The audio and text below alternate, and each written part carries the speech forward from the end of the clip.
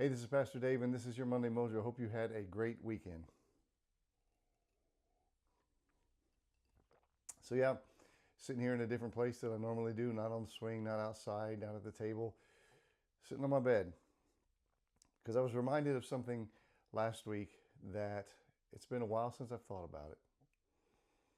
See, when I was a little kid, my mom and dad taught me all kinds of different ways of understanding faith and growing in faith and living in faith. And one of those was being at church at least once a week. And with a choir director mom and a trustee dad, we were there many times a week. And that was important.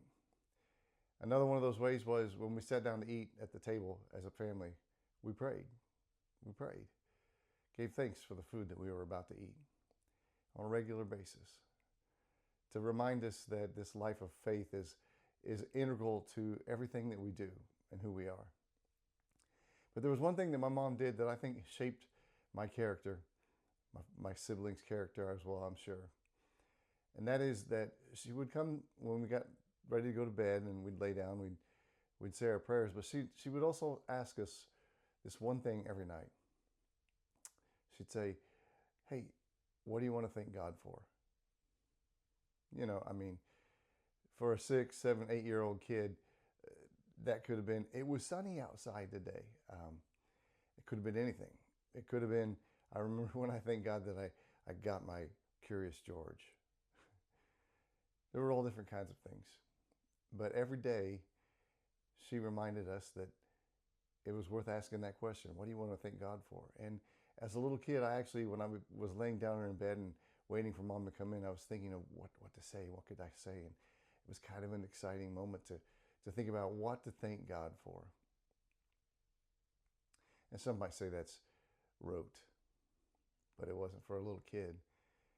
And it shaped the way I look at life. It shaped the way I see life.